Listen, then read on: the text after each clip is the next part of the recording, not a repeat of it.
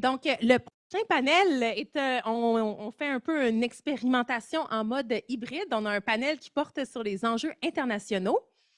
Donc, merci beaucoup d'être là avec nous, tout le monde qui est en ligne.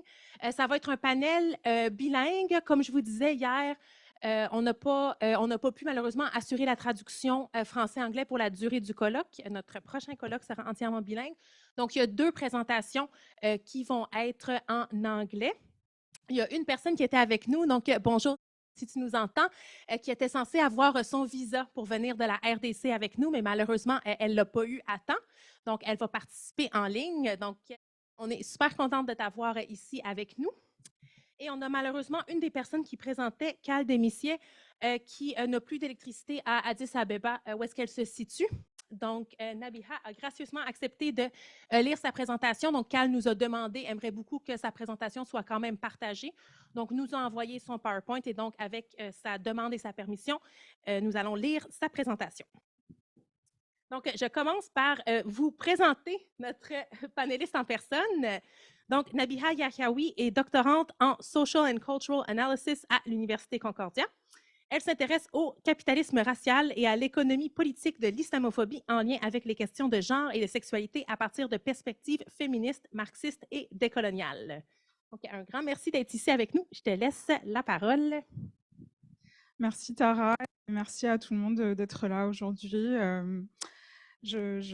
Merci à mes collègues d'être là sur Zoom, même si j'aurais aimé qu'on puisse être toutes présentes ensemble et discuter en personne. Malheureusement, ça montre les limites et les enjeux des frontières dans la production du savoir et dans la recherche. Donc, on n'est pas tous égaux face à la production du savoir et le travail académique. Et donc, la présentation pour aujourd'hui est intitulée La race cachée de l'hétéropatriarcat, islamophobie genrée dans le nationalisme sexuel à l'ère du capitalisme néolibéral. Je vais parler du contexte international, mais je vais me concentrer sur le Québec. Donc, avant de commencer, j'aimerais situer les propos que je vais avancer dans ma présentation.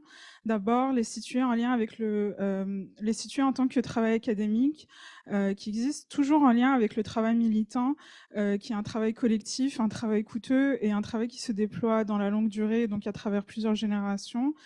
Et ce lien est particulièrement fort lorsque les travaux académiques aspirent à une posture critique de transformation et de justice. C'est donc ce travail d'organisation et de résistance qui constitue la colonne vertébrale souvent invisible de la théorisation critique et à laquelle je suis et nous sommes en tant que chercheuses à la fois redevables et responsables. Le travail académique aussi, par la nature même de l'institution de l'université, est majoritairement produit à partir d'une position sociale bourgeoise qui aveugle souvent la chercheuse à sa position de classe qu'elle habite et à partir de laquelle elle parle.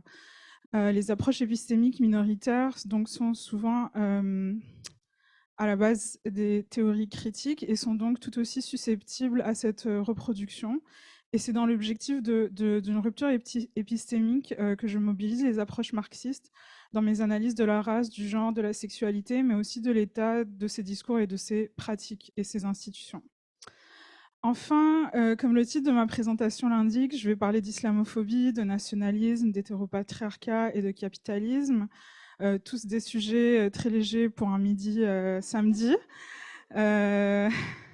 Donc, parce que j'aborde ces sujets, je suis consciente que certaines, peut-être certaines d'entre vous, ça va peut-être susciter de la résistance, surtout en vue du contexte actuel où le pinkwashing est en plein déploiement. Alors, malheureusement, rien n'évolue dans le confort, même la pensée. Alors, je vous invite à tolérer l'inconfort, voire de l'accueillir avec curiosité, au moins le temps d'une présentation, afin de laisser place à ce que je vous propose. Alors, sans plus tarder, je rentre dans le vif de mon propos, dans le point de départ et la série d'événements politiques qui ont eu lieu entre 2008 et 2019 en lien avec la présence musulmane et migrante au Québec, à commencer par la crise des accommodements raisonnables en 2008, ou en 2006, la proposition de la Charte des valeurs québécoises en 2012 et l'adoption précipitée de la loi 21 en 2019, qui, je le rappelle, interdit le port du voile dans certains secteurs de la fonction publique. Les discours produits par l'État, les médias et différentes institutions et personnalités publiques autour de ces événements étaient caractérisés par une réarticulation du discours nationaliste québécois qui, autrefois opposé au Canada de par ses revendications à l'indépendance, est devenu une narration de la nation comme sous la menace culturelle et religieuse des minorités migrantes et racisées. Pour protéger la nation contre cette menace civilisationnelle, l'État devait donc lever la laïcité comme bouclier protecteur contre le fondamentalisme, l'intégrisme et la barbarie, perçus dans les pratiques réelles ou avérées de ces minorités religieuses, afin de préserver l'égalité de genre et les libertés sexuelles. Malgré le fait que les propositions de loi ne visaient pas une communauté en particulier, donc c'était du racisme démocratisé. Les débats sur l'islam et le voile ont pris le devant de la scène. Les crimes d'honneur, les mariages forcés, le port du voile et du niqab ont tous été pris comme preuve de l'essence réfractaire et archaïque de l'islam, représentant l'homme musulman comme naturellement violent et porteur d'une hyper-virilité, et en parallèle la femme musulmane comme victime à sauver des hommes de sa communauté. Face à cet autre musulman prémoderne, le nous québécois était situé dans la modernité, où l'égalité de genre et les libertés sexuelles sont acquises et ont lieu, et où les minorités sexuelles d'ici et d'ailleurs bénéficient d'égalité et de liberté. Ces discours nationalistes reposent et reproduisent l'identification des peuples autochtones et de la condition coloniale sur laquelle cette idée de nation québécoise peut exister, et repose aussi sur la négation de la religiosité des communautés noires en général et l'islamité des différentes communautés africaines et afrodescendantes en particulier, comme l'a souligné la chercheuse et militante Délice Mogabo, ce qui permet de renvoyer l'islam à un espace-temps fixe et homogène, fictif, situé dans la nébuleuse du monde arabo-musulman. Le discours civilisationnel sur les femmes musulmanes repose aussi, le discours civilisationnel sur les femmes musulmanes comme victimes à sauver repose aussi sur la misogynie noire comme négation des femmes noires en tant que femmes, et où la condition noire les exclut de la condition dite universelle de femme. Donc personne n'essaye de sauver les femmes noires, quoi. Les travaux féministes et antiracistes au Québec et d'ailleurs ont situé ces événements dans un continuum colonial et orientaliste du rapport occidental à l'islam, particulièrement dans la racialisation des musulmans à travers les questions de genre et de sexualité, et la gouvernementalité séculière des propositions de loi dans une continuité de logique civilisationnelle qui accompagne tout projet colonial. Elles ont aussi mis en lumière la manière dont la réaffirmation de la différence musulmane, comme essentiellement oppressive et homophobe, constituant un processus de racialisation d'un côté, et un positionnement du gouvernement, dans ce cas-ci le gouvernement québécois, comme protecteur des acquis sociaux et des luttes féministes et LGBT. Cette réarticulation des frontières de la nation reposait sur une réarticulation des liens entre la sexualité, l'État et le capitalisme, où l'accès à la citoyenneté, aux droits fondamentaux et même aux droits à la vie, comme on le voit en ce moment dans le cas du génocide du peuple palestinien, sont devenus conditionnels à l'adhérence aux valeurs progressistes. Dans cette conjoncture, les questions de genre et de sexualité deviennent des technologies modernes de nationalisme, dans ce qui a été conceptualisé comme nationalisme sexuel, plus spécifiquement le nationalisme homosexuel ou homonationalisme théorisé par Jasbir Puar, et le nationalisme féministe ou fémonationalisme théorisé par Sarah Faris. Ce déploiement idéologique a été interprété comme une réorganisation des frontières nationales autour d'un discours racial implicite sur la laïcité et les valeurs nationales d'égalité, de genre et des libertés sexuelles. Il a été également dénoncé pour ses conséquences discriminantes sur le plan économique et social sur les communautés visées, en particulier dans l'accès des femmes musulmanes qui portent le voile à la fonction publique et au marché du travail. En d'autres termes, ces travaux féministes ont mis en lumière la manière dont la gouvernementalité raciale se déploie grâce à l'instrumentalisation des revendications féministes et LGBT et permettent à l'État d'imposer des politiques coercitives et anti-migrantes à partir d'une posture de protection de la nation. Et donc, c'est en partant de ces constats que je pars et je propose que le nationalisme sexuel opère non seulement un travail idéologique de racialisation de l'autre, mais aussi un travail idéologique sur la nation même, en fait. Donc, d'abord en produisant un discours hégémonique sur le genre et la sexualité au sein même de la nation, et ensuite en produisant un contenant idéologique qui permet de lisser les contradictions entre la posture d'alliance de l'État sur les questions des valeurs d'identité d'un côté et les impacts politiques et les impacts des politiques néolibérales de l'autre. Donc cette proposition est basée sur une préanalyse de mon sujet de thèse.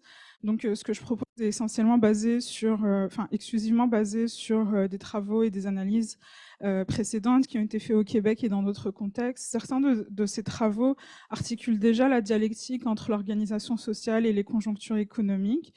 Et pour d'autres, c'est moi qui dialectise le lien. Il ne s'agit donc pas de révéler les intersections, en tout cas, c'est pas ce qui m'intéresse, mais plutôt de révéler comment le tout et le particulier sont dans un rapport constant et en mouvement constant. La conception de la société, ma conception de la société, donc dans cette présentation, n'est pas celle d'une machine avec des parties dont les connexions sont externes et où chaque pièce peut être comme extraite et comprise séparément des autres, mais plutôt comme un système vivant où chaque organe fonctionne et se reproduit dans son lien avec le reste du système. Donc, en premier lieu, pour mes propositions, le discours hégémonique sur le genre et la sexualité produit à travers les représentations de l'autre n'est pas toujours entièrement explicité et se trouve parfois dans les prémices posées comme universelles sur lesquelles repose le discours racial. Par exemple, la démarcation culturelle de la violence patriarcale permet de présenter le contrôle des femmes, de leur corps et de leur sexualité comme une caractéristique qui est spécifique aux communautés migrantes et musulmanes. Les représentations de l'hétérosexualité musulmane comme non libre et égalitaire et non égalitaire reposent donc sur la prémisse d'une hétérosexualité moderne libre, égalitaire et sans rapport de pouvoir basé sur le genre, que j'ai pas besoin de vous dire qui n'est pas le cas. Donc, de plus, le discours islamophobe sur le genre et la sexualité est intrinsèquement lié au contexte néolibéral où le racisme, le sexisme, l'hétéropatriarcat et toute autre forme d'organisation systémique sont des structures de pouvoir institutionnelles et structurelles qui sont réduits à des biais cognitifs, des phobies irrationnelles, une peur de la différence, ou en d'autres termes, des dispositions psychologiques et morales, et aussi des pratiques individuelles. En réduisant les violences hétéropatriarcales au champ culturel et à la sphère intime, familiale et communautaire, l'hétéropatriarcat est évacué de l'espace public et des institutions telles que l'école, le système de la santé, comme les 2 derniers jours nous ont montré très clairement, ainsi que la manière dont elle structure la division sociale du travail. En résumé, le discours islamophobe sur le genre et la sexualité permet d'évacuer l'hétéropatriarcat du champ politique et économique et de le naturaliser comme une naissance à une culture ou à une religion particulière. En deuxième lieu, les discours nationalistes sexuels ont limité les revendications féministes et LGBT de justice à des questions de droits juridiques et d'égalité formelle qui sont séparées des droits économiques. Or, nous savons que les violences hétéropatriarcales sont intrinsèquement liées à des facteurs économiques tels que l'accès au logement et à l'emploi. Dans le cas des femmes migrantes, nous savons également que le statut migratoire précaire rend le travail précaire et donc rend les femmes plus vulnérables aux violences sexistes et sexuelles sur leur lieu de travail. Aussi, les questions de genre et de sexualité ne sont pas uniquement des questions de violence, mais aussi d'organisation sociale de travail, de la division genrée du travail et de la précarité des secteurs de travail féminisés et racisés. De plus, selon moi, l'objectification ou la désubjectification des communautés musulmanes et en particulier des femmes musulmanes qui portent le voile est construite en opposition à une subjectivité moderne, c'est-à-dire la conception de l'individu libre dont la rationalité transcende les conditions matérielles, qui est en fait cette subjectivité moderne est nécessaire à la rationalité capitaliste de privatisation du bien commun. La négation totale de l'agentivité religieuse et relationnelle des femmes musulmanes qui portent le voile permet donc de réinscrire dans le sens commun une conception de la femme moderne comme libre et libérée, avec une agentivité par rapport à l'hétérosexisme. Derrière cette liberté individuelle et l'égalité juridique se cache la non-liberté du rapport de classe et de l'exploitation de la force du travail dans un contexte où l'émancipation des femmes est reformulée en termes de marché comme briser le plafond de verre, etc. Les minorités sexuelles et de genre d'ici et d'ailleurs sont présentées comme bénéficiaires d'égalité juridique et de liberté de choix individuel, même si cette égalité, qui sont limitées. Or, la réalité sociale et matérielle des personnes, particulièrement les personnes LGBT réfugiées, une fois arrivées sur les territoires, est une réalité dans laquelle celles-ci se retrouvent dans un processus administratif interminable qui crée une précarité en fait du statut et donc une précarité du travail et donc une exploitation qui est encore plus extrême. Le discours racial permet donc la production d'une rationalité capitaliste qui se présente comme objective et immuable, incluant des conceptions de rapports de genre et de sexualité, d'agentivité individuelle et de droit juridique comme site suffisant de justice, donc c'est essentiel mais non suffisant selon moi, qui sont des conceptions historiquement situées et socialement construites. Le discours hégémonique sur le genre et la sexualité de la nation permet donc de faire un travail idéologique sur le nous national en reproduisant ou reconfigurant l'organisation sociale nécessaire au contexte économique et politique. Cette rationalité capitaliste évolue selon les conjonctures historiques, intègre des formes inoffensives des revendications sociales, tout comme elle peut aller à leur rencontre et mobiliser la force légitime de l'État à travers la police et l'armée, comme on le voit en ce moment. Au Québec, le discours progressif sur l'égalité de genre et les libertés sexuelles lors des débats sur les valeurs nationales s'est accompagné de politiques d'austérité et des politiques fiscales qui ont disproportionnellement impacté les femmes et les secteurs de travail féminisés. J'ai oublié de mettre le nom de la personne il y a un livre qui a été publié récemment, Les libéraux n'aiment pas les femmes, de Aurélie Lanco, je pense, et elle résume en fait les rapports de l'INRS qui montrent en fait l'impact disproportionnel de ces politiques sur les femmes. Les politiques migratoires ont été présentées comme des mesures de protection de l'identité nationale des familles et des familles migrantes indésirables, en même temps que l'expansion des programmes de travail temporaire à de plus en plus de secteurs de l'économie avait lieu, où les travailleurs, hommes et femmes, sont enfermés dans des conditions de travail extrêmes rendues possibles par le statut migratoire précaire, les visas fermés. Et ça, c'est basé par le travail vraiment impressionnant de Mostafa Henaway, qui est à la fois chercheur mais aussi militant et organisateur depuis très longtemps au Migrant Worker Center, et aussi illustré dans le documentaire très puissant intitulé Essentiel, produit par Sonia Jelidi, où le travail de ces travailleurs temporaires est montré. Cette disponibilité internationale de migrants exploitables existe dans un contexte capitaliste global où les pays dits du Sud sont maintenus dans une position de pauvreté à travers des politiques impériales de dette et de restructuration économique néolibérale. Cette organisation économique et géographique est à la base de la division raciale et internationale du travail et constitue la condition de possibilité même de l'accumulation des richesses dans les pays du Nord.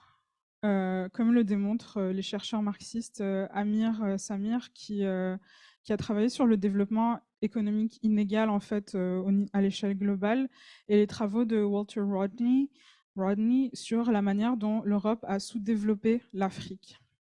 Donc, la fermeture des frontières, telle que la fermeture du chemin Roxane, nous a été justifiée comme une mesure de protection des services publics surchargés par les immigrants qui n'arrêtent pas de venir.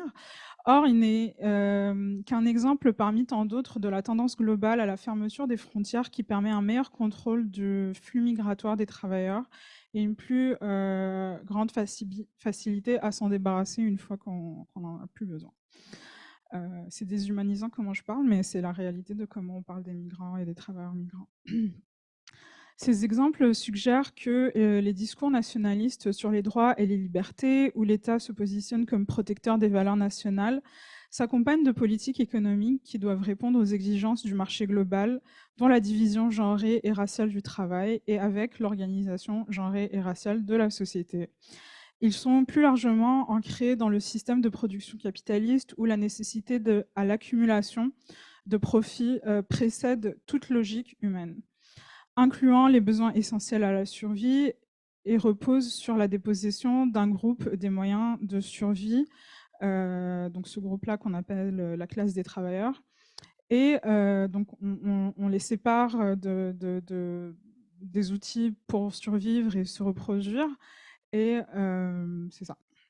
Donc, ce rapport de classe qui a nécessité la dépossession violente des femmes à travers la chasse aux sorcières en Europe, mais aussi à travers des techniques coloniales hors de l'Europe, la réduction en esclavage des personnes africaines, le colonialisme et la dépossession et génocide des peuples autochtones a permis et continue de permettre l'expansion du capitalisme et le développement de l'économie globale, où les périphéries sont sous la domination et l'exploitation du centre.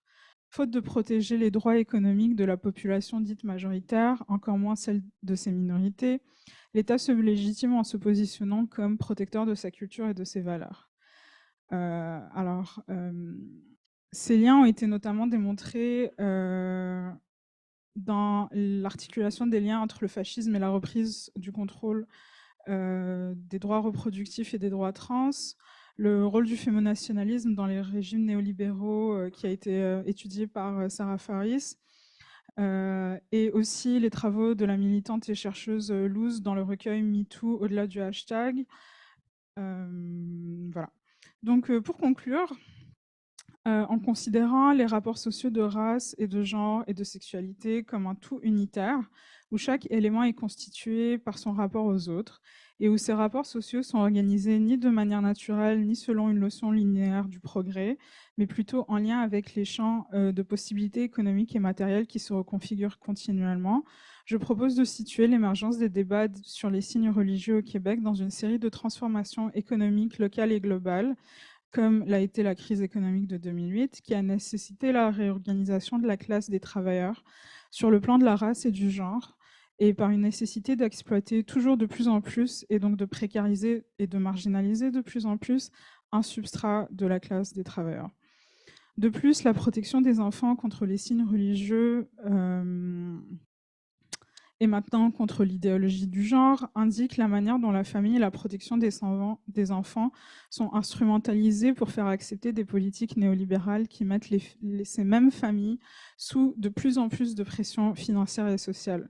C'est donc en examinant de plus près les liens entre les politiques économiques et les changements dans l'organisation sociale du travail selon le genre et la race que nous pourrons comprendre les logiques économiques et politiques derrière les nationalismes sexuels au Québec et ailleurs, ainsi que les politiques qui en ont émergé, comme l'acceptation de la loi 21, et plus largement les discours nationalistes sexuels, l'instrumentalisation des questions féministes et LGBT à des fins d'oppression raciale, comme on le voit en ce moment, nous appellent à approcher autrement les questions de l'homophobie et de l'hétérosexisme, de manière à les rescaper de l'analyse culturelle qui est naturalisante et de les intégrer et d'intégrer leur ancrage matériel et leur reproduction et fonction dans l'économie globale capitaliste néolibérale. Alors merci pour votre écoute et j'ai hâte d'entendre vos questions. So Sophia is joining us from Ecuador. We're really, really happy to have you here. Welcome to our symposium, Lesbian Research. It's really nice to have you here with us. Thank you. Thank you so much. Thank you for having me here. I don't know if you can see my presentation. We hear you well, we see you well, everything is going good. Okay, perfect. So, well, first, good morning, everyone. My name is Sofia Brito. I'm a lesbian activist here in Quito, Ecuador, in South America. And now, well, I'm just gonna present to you a little study that we work about the analysis of the situation of LGBTQ women, migrants, and refugees and host population here in Ecuador. And just to let you know, we're working on a project thanks to the IDRC program in Canada, two organizations which are Diálogo Diverso and Colombia Diverso are working in order to promote the rights of LGBTQ plus people in situation of migration and forced displacement. Maybe just to let you know more about my country and the context in South America, it's very similar actually. But specifically in Ecuador, we have the decriminalization of homosexuality, especially in 1997. And we had a big participation of trans women, but also lesbian women. Also in the story and in the memories, it is not recognized. In 2008, we have in the Constitution, we have added the principle of equality and no discrimination. So it's against the law if somebody discriminate another person, especially based on sexual orientation or gender identity.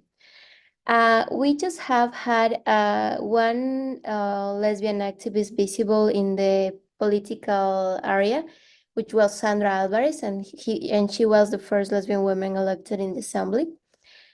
And also, it is sad that because the government has not made a lot of efforts in order to study the condition of LGBTQ plus community here in Ecuador. We just have one study which that was realized in 2013. And this study was on the living conditions, social inclusion, about LGBTQ plus population in Ecuador, but we haven't had many efforts from the government in order to have real data and information about our reality. In 2017, we have a law against the violence against women because Ecuador is a country specifically where women are killed every day, and it's really, really, really dangerous just for being a woman. And besides that, if you are a lesbian woman, a bisexual woman, a trans woman, it is really harder also. We just legalized the marriage in 2000, the equal marriage in 2018. So it's been almost for 4 years actually since that day, but before that it was illegal to marriage. It was illegal. And in 2021, the Minister of Human Rights created the Undersecretary of Diversities, and this is the first effort from the government in order to work in our necessities. But besides that, I will say that here in Ecuador, we have low or non-existent visibility of LGBTQ women in public and political spaces because the heteronormative patriarchal system that we have here in Ecuador, and I will say it in South America. I won't stop here in the theories. I'm gonna show you a result that we investigated last year here in Ecuador, and it was in order to analyze the situation of lesbian, bisexual, and queer women because we really don't have many studies about that. And the first objective was to characterize the reality of LGBTQ women, migrants, and host population here in Quito, Ecuador. Determine the similarities and difference in the realities of migrant and host population LGBTQ women. and to identify the forms of participation and collective action of LGBTQ women, because we have seen that we are not really representative in the society. So we made a survey, we made some focus groups, and also we made some interviews with LGBTQ activists here in Ecuador. That's the result about the survey. So we have more than 46% on lesbian women, 37% bisexual, and 7.4 who identify as queer women. And also, well, more than 87% who identify as a female according gender identity. So we have some results, and that's what I want to share with you today. Specifically in the health area, we have seen that health professionals aren't trained in order to care for LGBTQ women. So if you go to the doctor, you don't have the right in order to feel good, to feel free, to talk about maybe your sexual orientation, your gender identity, because you are, even though that homosexuality is not criminalized here in Ecuador, we still live a social criminalized system that put us in a danger system, and it's really hard for some women, specifically in this side in the health system.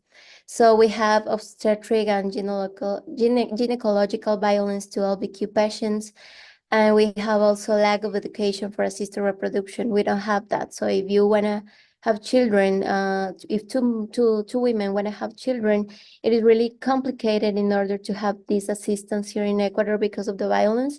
And also, if you want to register your child in the system, in the Ecuador system, it's gonna be really hard in order to system, because we are two women. So, and for migrant LGBTQ women, the access to healthcare is often impossible today to this public system, because they not only live violence because of their sexual orientation or gender identity, but they also live xenophobia because they are specifically because of the context. We receive a lot of Venezuelan people here in Ecuador.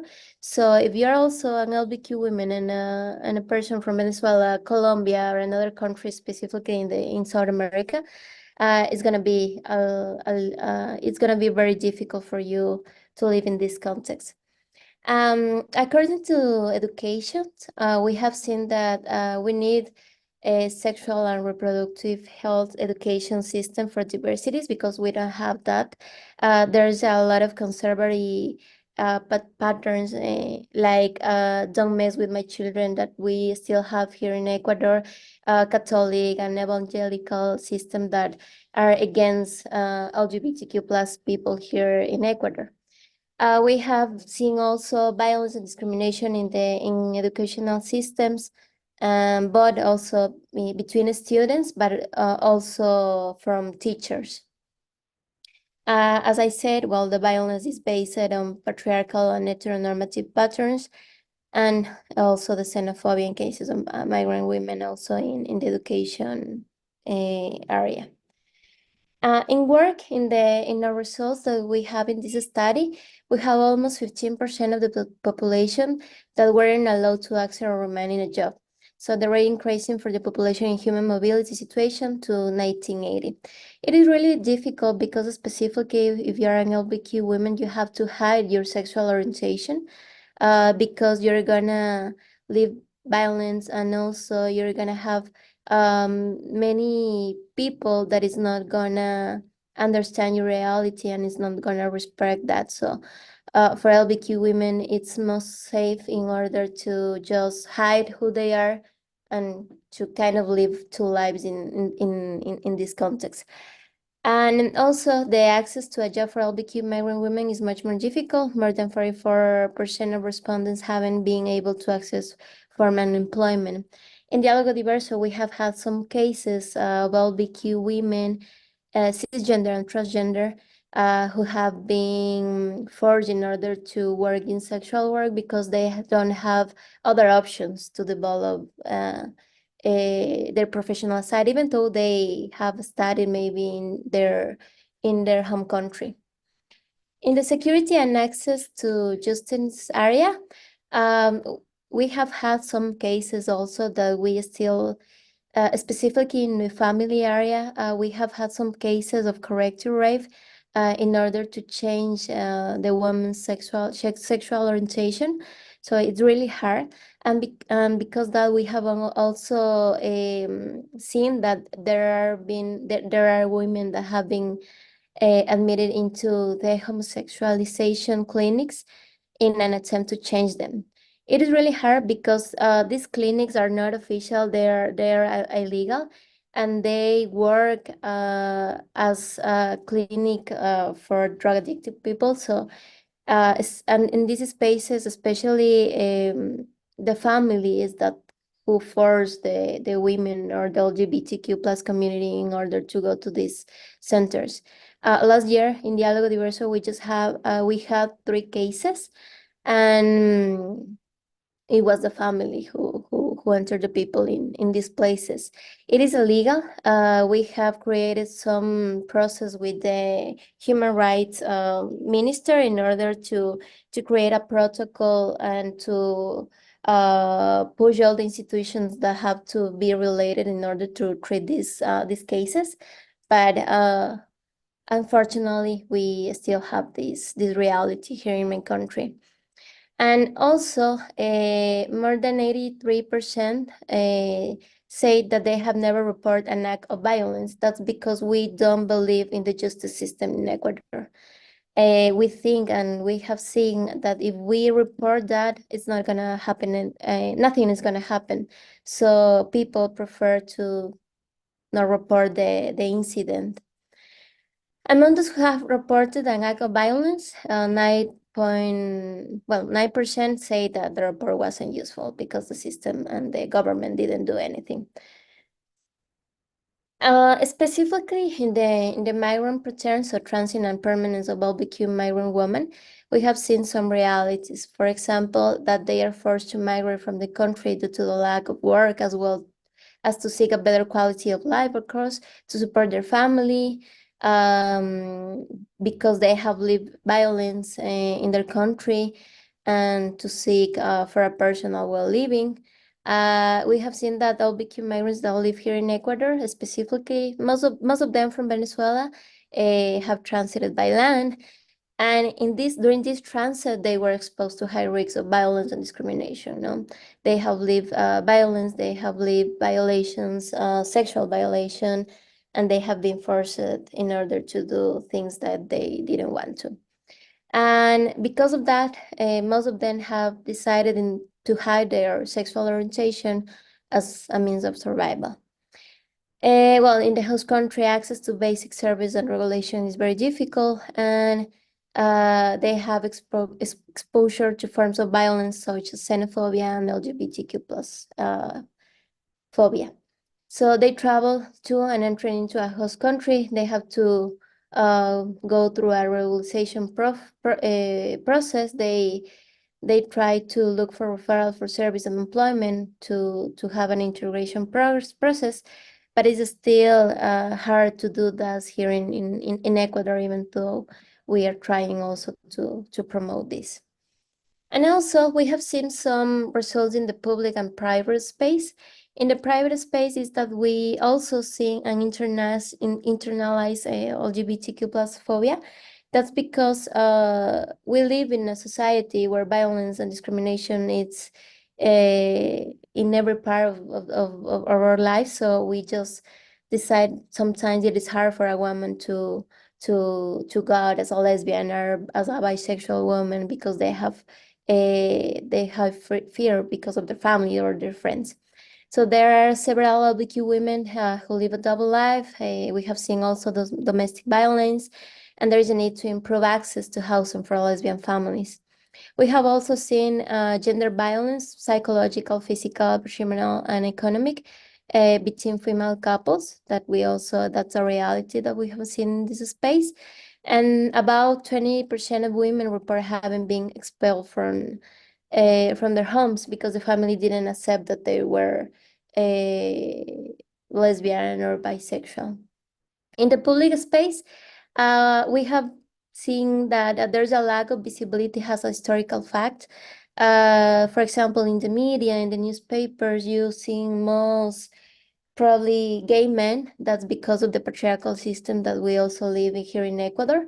You have also a sexualization of LGBTQ women in different spaces.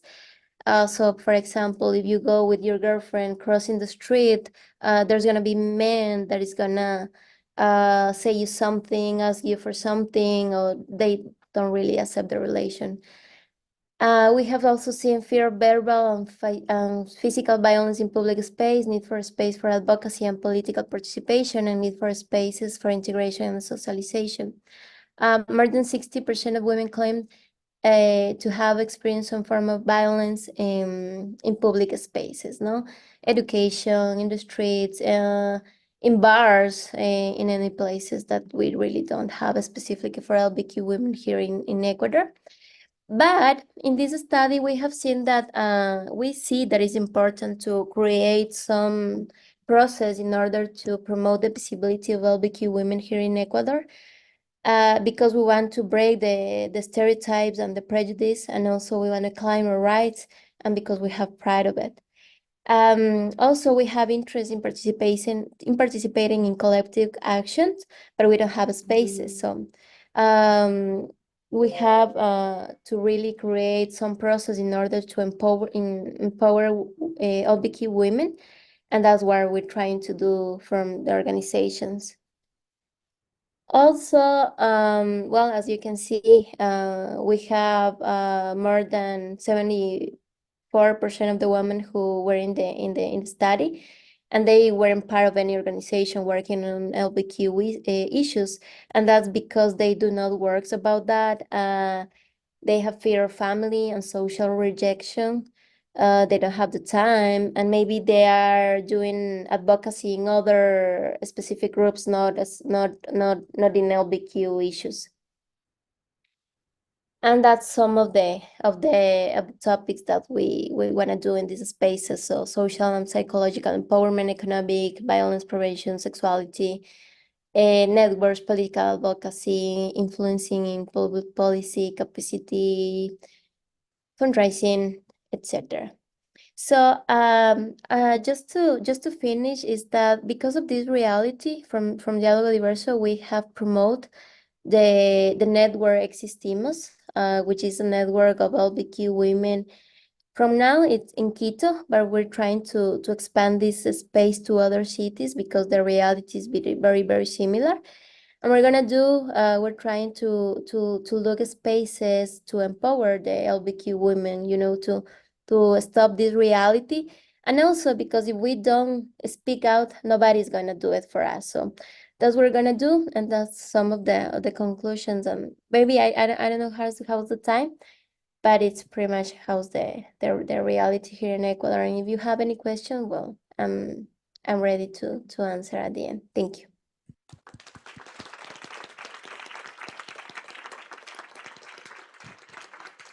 Thank you. Thank you very much, Sophia. That was super interesting. We invite you to stay. We're going to have the question period after the two following presentations. Thank you so much. Donc, se joint à nous de la RDC. Donc, est juriste de formation et activiste pour le respect des droits humains des personnes discriminées et vulnérabilisées en général et des personnes LGBTQ+ en particulier. Elle a commencé son activisme en 2019 à Kinshasa au sein d'organisations identitaires comme Oasis RDC et Genialissime, animées par son rêve de vivre dans un monde égalitaire et digne pour tous. Elle capitalise une expérience de 5 ans dans la gestion de programmes portant sur la promotion de la diversité et l'inclusion sociale. L'autonomisation financière des femmes LGBTQ à travers l'entrepreneuriat et l'employabilité, l'accès aux soins de santé sexuelle et reproductive, la prise en charge de la santé mentale et du bien-être, l'élimination de toute forme de violence envers les personnes LGBTQ sont aujourd'hui les points essentiels de son travail et constituent pour elle la clé pour la construction d'une société inclusive et respectueuse des droits de tous. Alors, merci beaucoup pour la présentation. Je ne vais plus me présenter parce que je crois que vous l'avez déjà fait. je vais très vite aller faire ma présentation. Une seconde. Donc, comme vous l'avez dit, je suis à Kinshasa, qui est la capitale de la RDC. Je voudrais juste souligner que le travail que je vais présenter, que je vais partager avec vous, c'est le résultat d'un projet qui est encore en cours et il est à sa 2e année. Nous avons encore une année qui Je reste. m'excuse, Zaina, il y a peut-être un petit bruit de fond. Je ne sais pas si peut-être tu as comme un collier ou quelque chose qui va sur ton micro, si ton micro accroche quelque chose. Ok, d'accord. C'est peut-être Là, c'est mieux? Oui, Là, là, c'est c'est mieux? mieux. Parfait. Super. Désolée. Donc, je disais, il nous reste encore une année. Donc, le résultat que je vais présenter ou les analyses que je vais présenter tout à l'heure sont les analyses de 2 ans de mise en œuvre de ce projet. Mais avant, je voudrais souligner que la RDC est un des grands pays de l'Afrique centrale qui vit dans une situation de crise des guerres depuis plus de 30 ans aujourd'hui. Et aussi, la RDC, c'est parmi les pays africains où la religion a encore une force dans la vie quotidienne, dans les familles. Et aussi, les leaders religieux sont écoutés comme des seigneurs, entre guillemets. Aussi, la culture a une grande place dans la vie des personnes de la population congolaise. Donc, ce qui fait que tout ce qu'il y a comme discrimination, comme rejet, comme stigmatisation ou défi que les personnes, les femmes LBQ vivent au quotidien sont liées aux stéréotypes et préjugés qui ont été construits pendant des années dans la société. Alors, on rappelle de ce qui est le contexte dans lequel vivent les femmes LBQ en RDC. Je vais souligner certains faits, c'est des réalités, entre autres le rejet familial qui est un de vécu récurrent. Le rejet familial, non seulement familial, mais même amical et environnemental. Je vais parler de violences, des agressions physiques, verbales et même psychologiques, des viols correctifs qui sont parfois organisés même au sein de la famille.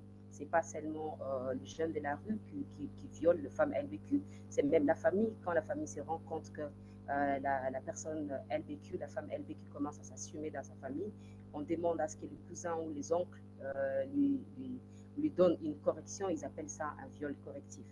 Donc, il y a aussi les niveaux bas de scolarisation, de scolarité, pardon, qui justifient aussi les difficultés que les femmes LBQ rencontrent au quotidien. Mais si on parle de défis économiques, j'aimerais beaucoup plus marteler sur l'absence d'une base de données qui permet à démontrer pendant un plaidoyer les réalités ou les taux en termes de chiffres, combien de femmes LBQ sont dans une situation de précarité en RDC et même parce que personnellement je pense que s'il y a une étude qui est menée et qui permet à quantifier les taux de femmes LBQ qui sont dans la précarité, ça permettrait et ça rendrait plus facile les plaidoyers. Et aussi, il y a un problème de représentation au niveau de la RDC, qui est un des grands pays qui a 26 provinces. À ma connaissance, il n'y a pas une femme LBQ qui sert de référence aux autres femmes LBQ, qui a réussi sa vie, qui est dans la politique, qui est forte économiquement, une actrice dans la vie de tous les jours, dans la vie économique du pays. Il n'y a pas de femmes ouvertement LBQ qui servent de référence. Et cette absence de représentation joue aussi un frein important dans l'accès aux droits économiques aux femmes LBQ en RDC, à l'harcèlement sexuel et plus d'autres difficultés, défis que les femmes LBQ rencontrent en RDC. On pourra se demander qu'est-ce qu'il faudrait faire pour améliorer la situation, pour rendre plus accessibles les droits économiques aux femmes LBQ. Ces projets que je supervise m'a permis, avec les femmes LBQ qui sont bénéficiaires, de réfléchir ensemble et trouver des pistes de solutions. Alors, je pense que mettre en place une politique inclusive en matière d'emploi avec les entreprises que nous travaillons dans les formations de sensibilisation serait une bonne approche pour permettre un accès plus accessible aux femmes LGBTQ aux droits économiques. Aussi, visibiliser et même impliquer plus les femmes LGBTQ dans les secteurs de la vie et même en commençant dans les organisations LGBTQ+, en général, ou même LBQ. En RDC, je ne peux pas citer plus de 5 femmes LBQ qui sont leaders au sein même de l'activisme. Je ne peux pas citer plus de 5. Et même pour dire que même au niveau de l'activisme, les femmes LBQ en RDC sont invisibilisées. Et donc, il y a aussi ce que nous pourrons faire pour améliorer, c'est aussi sensibiliser les acteurs économiques, les institutions financières et même la grande société en général, parce que ces femmes LBQ, les femmes LBQ nous vivons dans cette communauté, dans cette grande société, et c'est important, à mon avis, de sensibiliser aussi la grande société sur l'inclusion sociale et les vivre ensemble. Voilà en quelques chiffres de réalisation que nous avons pu atteindre au jour d'aujourd'hui, bien que nous continuions.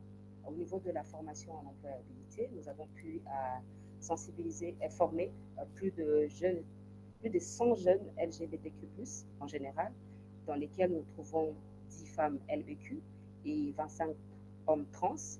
Aussi, de l'autre côté, à la formation entrepreneuriat, nous avons formé plus de 200 jeunes LGBTQ+, en général, dans lesquels nous trouvons 30 femmes LBQ et 52 hommes trans.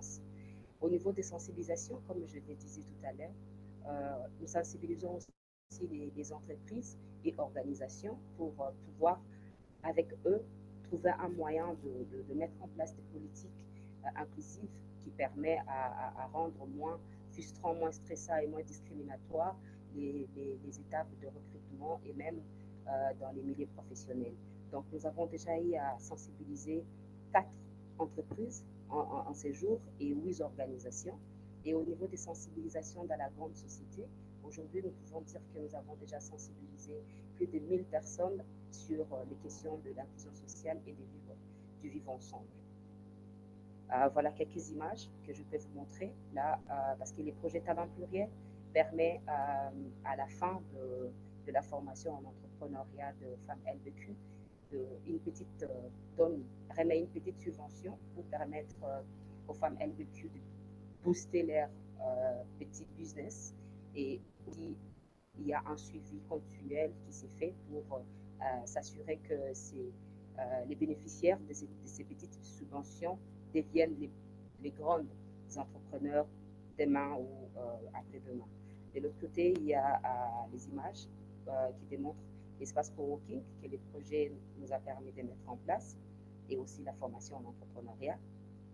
Je vais, avec votre permission, vous lire un petit témoignage d'une des bénéficiaires de la subvention et de la formation en entrepreneuriat qui dit: je bénéficiais de la formation en entrepreneuriat du projet Talents Pluriels en 2023.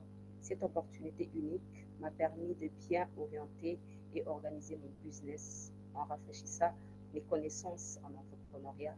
Mon entreprise prospère rapidement. Cette initiative a redonné l'espoir à mon avenir, m'a donné le respect dans ma famille. Malgré que j'ai été chassée de chez nous, mon avenir reste épanoui aujourd'hui. Mon avenir reste épanoui. Aujourd'hui, mes frères et sœurs peuvent compter sur moi en cas de besoin ou d'urgence et je retrouve une confiance en moi, dit-il. Sûrement, on va se poser la question, quelles sont les stratégies que nous avons utilisées? Comme je disais tantôt, la RDC, la ville de Kinshasa, qui est une des villes où les projets sont implémentés, est une grande ville qui regorge 26 communes. Donc, ça fait que les gens, le plus de personnes vulnérabilisées, en l'occurrence, les femmes LBQ, sont dans des communes périphériques.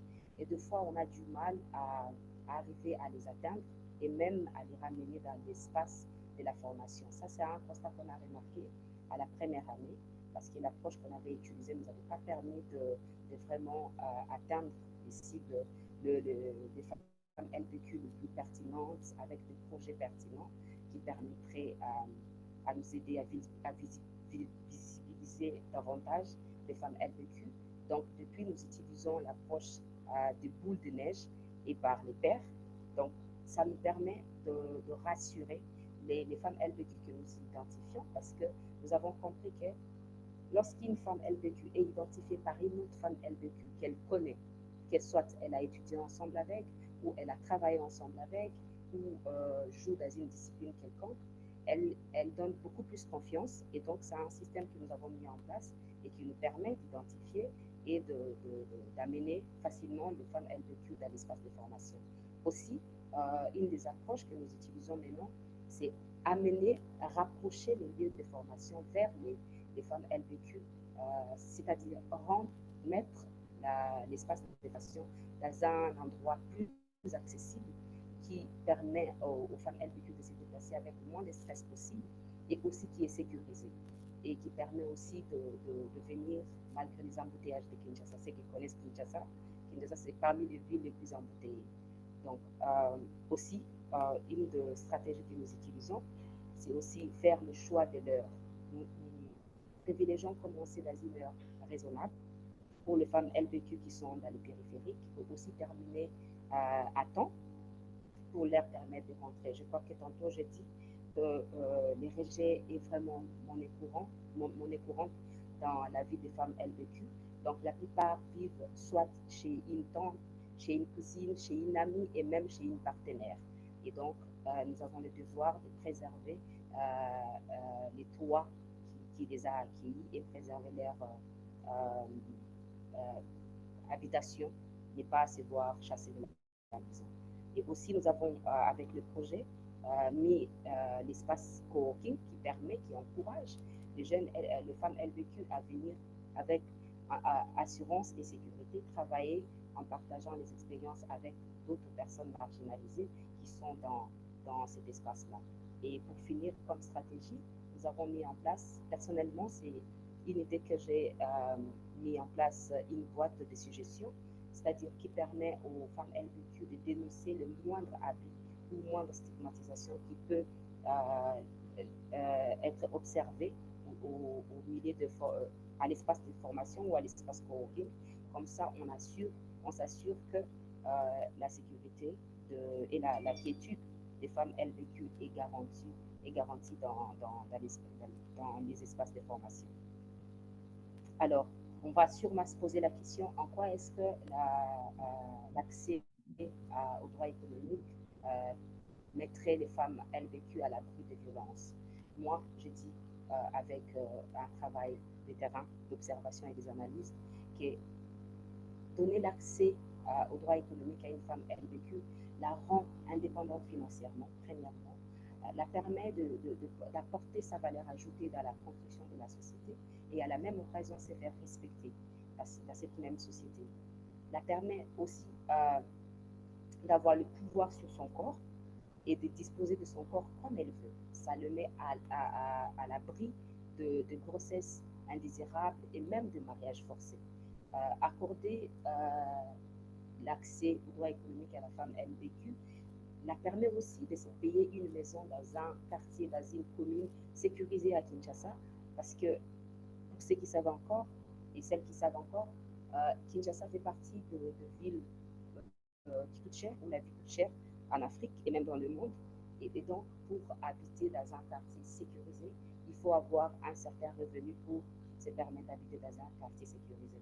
Et donc, pour moi, j'estime qu'une femme LBQ qui a accès aux droits économiques, qui est indépendante financièrement, a la liberté et avec tranquillité de se payer une maison dans un quartier sécurisé et du coup être à l'abri de violences et de viols collectifs, entre autres.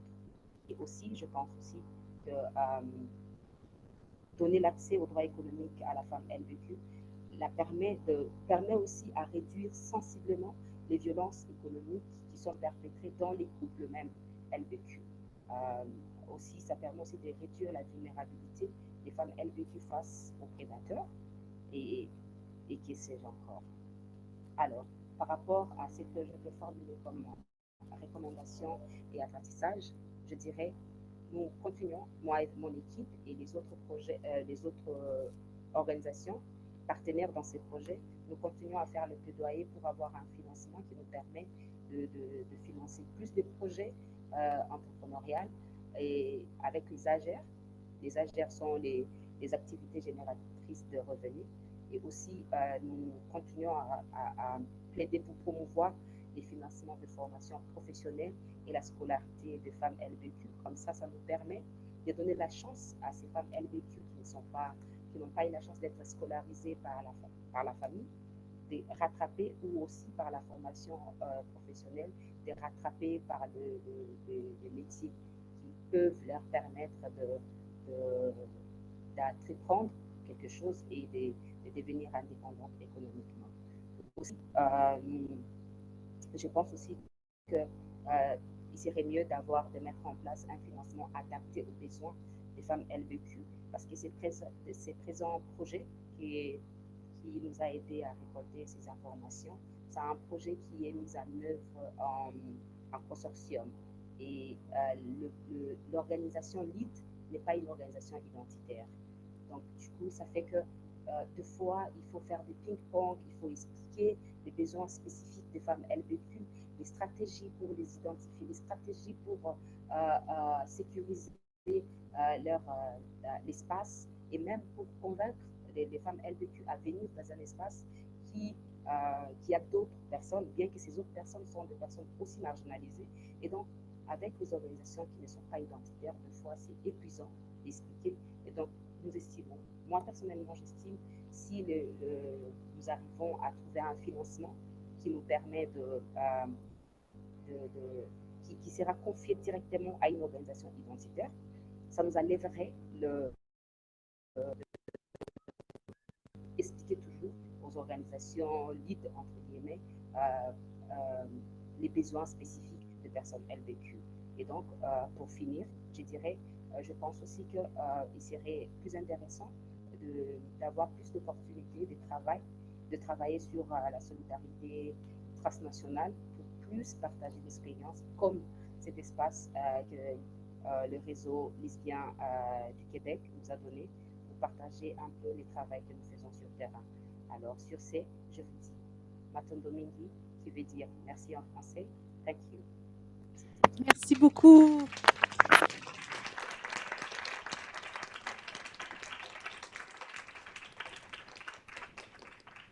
Merci pour ta présentation, mais aussi un énorme merci et félicitations pour tout ton travail. Comme on est encore en ligne avec nous, je propose qu'on prenne des questions pour tout de suite, juste au cas où il y a comme un petit problème technique. Donc, on pourrait ouvrir la salle pour peut-être 2 questions. Oui. Je passe le micro. Dis-moi si tu nous entends mal. Non, ça va jusque-là. Merci beaucoup pour toutes les présentations. Je pense que je vais switcher en anglais, comme ça tout le monde va comprendre, parce qu'en fait, là, mon intervention, c'est plutôt par rapport à ce qui était dit par rapport à l'Équateur. So I apologize for my English, it's not perfect, so I'm going to try. Many data and evidences that has been presented about the reality in Ecuador remembered me about Italy.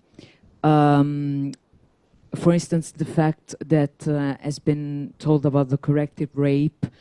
In Italy, some cases have been reported lately in the last years, rape within the family to correct lesbian young female.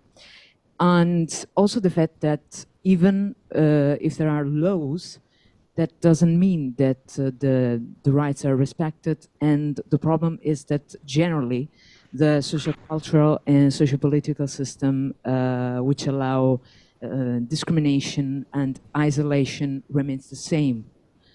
So the laws. So my question is just, which is our responsibility as researcher, which know this kind of system, this kind of reality? Because I was thinking about me. For me, living Italy has been like a liberation. and I'm in a context where it's really easy to make research in this field. But I was thinking about even if we are here, even if I'm in another context, I know my reality of departure. So I was thinking about what is the responsibility we carry with us about these realities we knew, and the heaviness of this carrying on this responsibility. Thank you. So, Sophia, if you want to answer this question, I don't know if you can hear us.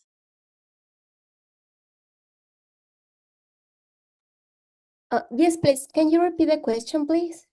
It was just a consideration about how difficult it is to carry on our responsibility as researcher to work on these difficult things like the discrimination in contexts like Ecuador or Italy, for instance, which is the evidence of taking on these responsibilities of change or try to change the situation. Well, it's so you have in Ecuador in the law system you have a lot of in the constitution there's principles that that care about LGBTQ plus people, but the reality is totally different. We just have a case about 2 weeks where a colleague that is a lesbian activist and also for in Babahoyo, which is a city like about 8 hours from Quito. And it was really hard for her because of her visibility, specifically in a country in a city where it's not the capital. She was I don't know how to say it. She was kidnapped for by two men. It was really hard because she was doing a online campaign in order to build a space for LGBTQ plus people there in Babahoyo, and she was kidnapped. We don't really know if it was because of her sexual orientation, or because they believed that she had money because she was doing this funding for the space. She also it's an activist for people who live with disabilities. So it was really hard, no? Luckily the government rescued her and she's now in a safe space, but I don't know if we're gonna do some process in order to ask for a international protection for her. So it's really dangerous here in the country. We are really fear. But anyways, if we don't do that, who else is gonna do that? I mean, if we don't fight for rights, if we don't fight for rights, nobody's gonna do that. But of course, we live a lot of danger in the country. But I believe that the most important thing is to ask to the government and to make them responsible for the things, because as I told you, homosexuality here in Ecuador is legal since 1997. We have a lot of inclusive laws. I believe that the Ecuadorian constitution is one of the most inclusive constitution here in South America. But we still need to work with educational campaigns. We have to work specifically in the education system in order to change this reality. But I think that's one of the things that we, as activists, make an effort in order to fight. I also studied in 2017 the reality about the "Don't Mess with My Children" campaign, and it was really hard because I made some interviews with Catholic people, evangelist people. And they were telling me about these clinics and about the process in order to change the sexual orientation of people. and it was really hard for me, but I decided to be an investigator and to not show them that I was a lesbian activist. I was doing that, like, without showing that with them.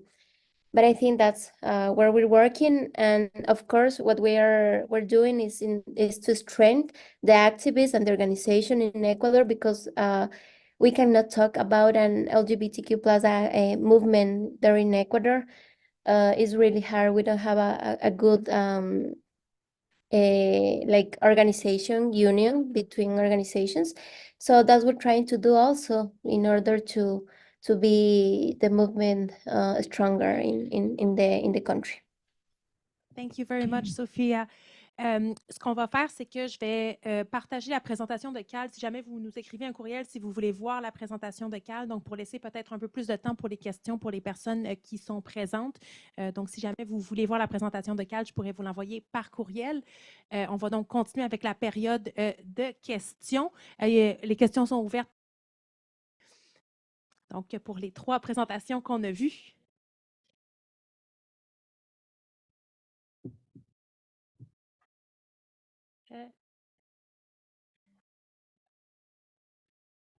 Des questions pour qui est encore en ligne avec nous. Oui, je vais porter le micro derrière la salle, ce ne sera pas long.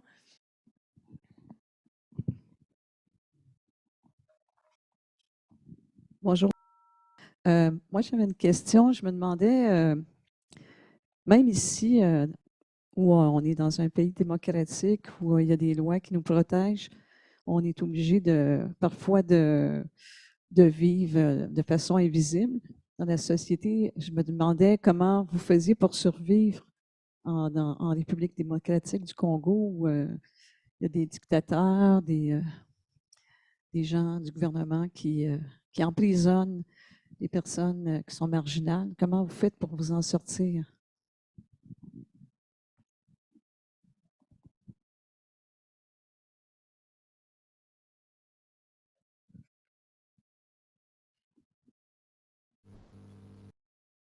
Je n'attends plus rien. Est-ce que je réponds à la question?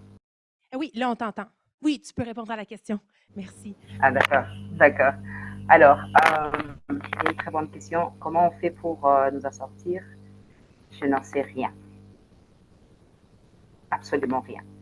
Nous vivons tous les jours, nous nous réveillons, nous faisons de notre mieux pour rester en vie. Lorsqu'on sort, on part travailler. Par exemple, moi, je suis ouvertement une femme lesbienne. Donc, mon activisme, je le mène de façon ouverte. Et ça m'expose à beaucoup de dangers, mais je n'ai pas le choix. C'est dans mon sang, ça crie. Je ne sais pas faire autrement que de défendre d'abord ma liberté et la liberté des autres personnes qui sont dans ma situation. Donc, te répondre comment on fait, je ne sais pas. Mais des fois, on est victime de beaucoup d'arrestations arbitraires, plusieurs fois. Personnellement, j'ai été arrêtée arbitrairement à 2 reprises, justement parce que mon expression de genre dérangeait les agents de l'ordre qui étaient dans un deuil où je m'étais présentée. Et souvent, quand on est arrêté, on travaille avec, en collaboration avec certaines cliniques juridiques qui nous viennent en soutien chaque fois qu'on est arrêté pour essayer de libérer la personne qui s'est fait arrêter. Des fois, on va jusque dans la prison en détention. Aujourd'hui, il y a encore une de femme LBQ qui s'est fait arrêter parce que sa copine, qui était majeure, lorsqu'ils sont séparés, la famille a dit qu'elle devait dédommager sa copine et a sous-entendu que la copine avait moins de 18 ans, que c'était une mineure. Donc, on a directement arrêté la femme LBQ pour dire qu'elle détournait l'avenir de la fille et qu'elle détruisait son futur. Et donc, c'est des situations qui arrivent très souvent, mais on vit avec. On vit avec et on essaye de faire plus des actions sur terrain et sensibiliser beaucoup de gens parce qu'on s'est dit, ce qui se vit en Ouganda aujourd'hui, si ça tombait sur nous, pour ceux et celles qui connaissent, la RDC fait partie de pays où la loi est muette sur la question de l'homosexualité.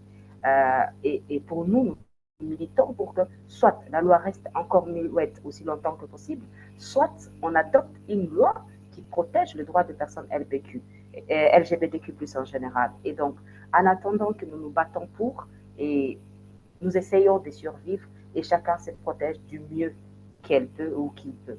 Et donc, on n'est pas à l'abri des abus des agents de l'ordre, beaucoup plus.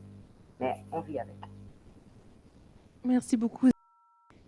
Est-ce qu'il y a d'autres questions dans la salle?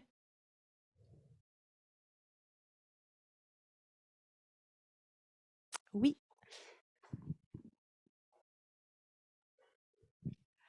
Bonjour. J'avais une question justement. Dans votre présentation, vous nommiez que vous essayez de mettre en place des stratégies pour aller rejoindre plus facilement les femmes LBQ qui sont plus en périphérique. Puis je me demandais si vous pourriez nous en dire davantage sur les barrières justement que ces personnes-là rencontrent à venir participer à vos formations que vous offrez à Talent Pluriel, puis en nommant aussi les barrières peut-être auxquelles elles font face pour participer puis venir aux formations.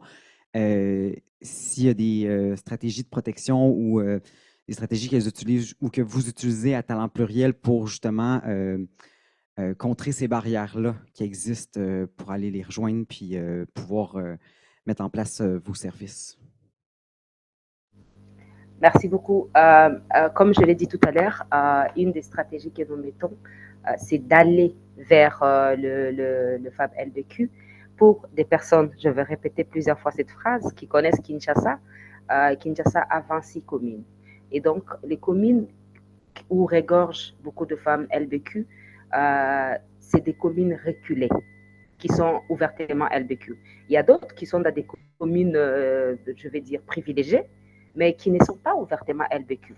Par contre, les femmes LBQ qui sont ouvertement LBQ, qui ne sont pas dans les placards, vivent dans les communes reculées. Alors, le problème que ces femmes, le barrière que les femmes LBQ rencontrent le plus souvent, c'est les problèmes de transport. Les problèmes de transport et la plupart, les problèmes de quitter la maison quand vous partez à une formation, vous avez besoin d'avoir une psychologie apaisée, calme pour bien vous concentrer dans la formation. Et déjà, certaines parmi les femmes LBQ ont l'expression de genre, genrée masculine comme la mienne. Et donc, du coup, quand vous sortez déjà de chez vous vers la formation, il y a déjà de huements, des gens qui vous indexent sur la route et ça pose problème. Du coup, les stratégies que nous mettons, c'est déjà nous rapprocher vers les communes périphériques. On part, ceux qui connaissent Kinshasa, je vais parler par exemple d'Ndjili. Pour quitter Ndjili et venir à Gombe, c'est vraiment une grande distance, ça fait beaucoup de transport.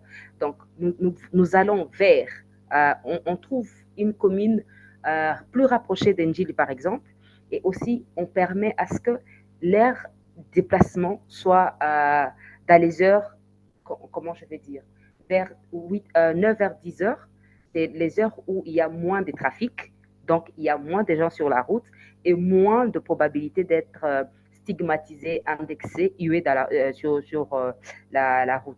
Et donc, on fait un effort pour que la formation s'arrête à 16h ou 17h.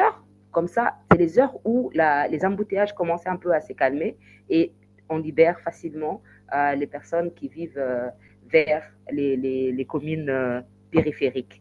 Et aussi, ça coûte en termes de transport parce qu'il faut assurer leur transport. Il faut mettre un transport qui permette à ces femmes, aux femmes LBQ de se déplacer avec le moins de stress possible et un peu sécurisé. Je ne vais pas dire totalement sécurisé, mais au moins on assure au minimum la sécurité pendant les déplacements de leur habitation au lieu de formation. Je ne sais pas si j'ai répondu à ta question. Oui, merci beaucoup. C'était super intéressant. S'il n'y a pas d'autres questions, mais je vais vous donner un énorme merci. Merci d'avoir été avec nous. Thank you so much for having been there.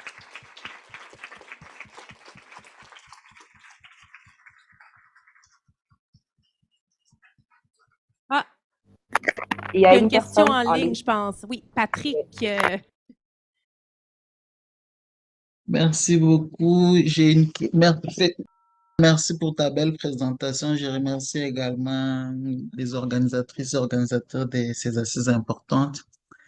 Très récemment, pendant la période électorale en République démocratique du Congo, on a suivi pas mal de discours à caractère homophobe. Beaucoup de candidats en politique faisaient preuve des LGBT-phobies. Qu'est-ce que les personnes, et au niveau de la militance en RDC, qu'est-ce que vous avez prévu de mener comme action pour ne pas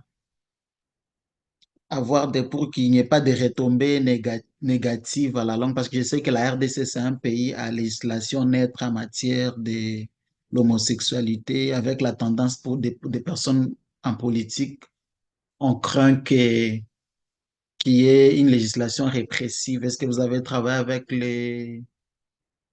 vous avez fait des plaidoyers à ce sens-là?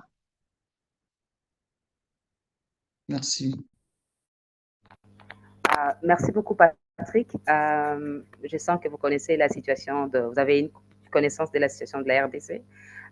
Pendant les élections, on n'a pas posé une action parce que pour nous, on s'était dit ça serait comme si on réagissait à des provocations. On a attendu après les élections.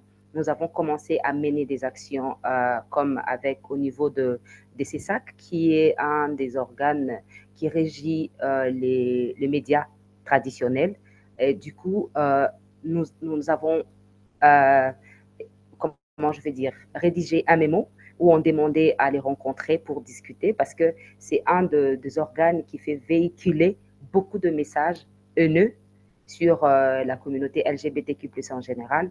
Donc, nous avons jugé bon et actuellement même, il y a un arrêté qui circule qui interdit toute communication ou formation tendant à parler ou à faire la promotion, entre guillemets, de l'homosexualité. Et donc, pour nous, c'est important de poser des actions silencieuses, aller toucher des organes cibles qui sont plus, comment je vais dire, plus forts, plus puissants, et que quand on va toucher organe par organe, ça va nous permettre d'avoir une porte d'entrée pour aller même jusqu'au Parlement.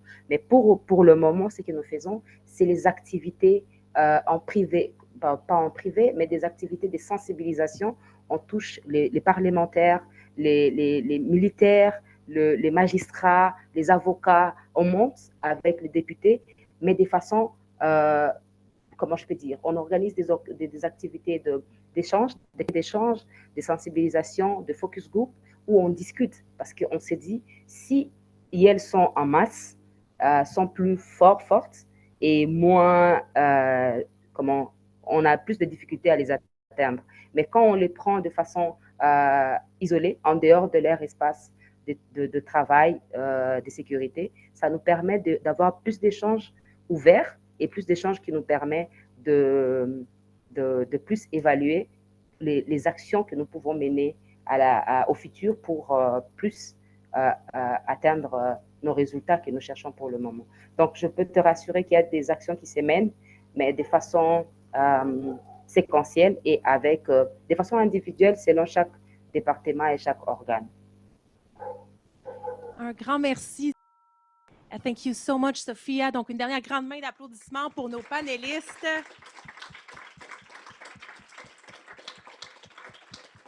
Donc, c'était vraiment un grand honneur de vous avoir ici avec nous. On clôture ainsi le panel au-delà des frontières des colonialismes et enjeux internationaux. Si vous avez des questions pour n'hésitez pas à nous écrire. On peut vous mettre en contact. If you have questions for Sophia, you can write to us and we can put you in contact and forward them.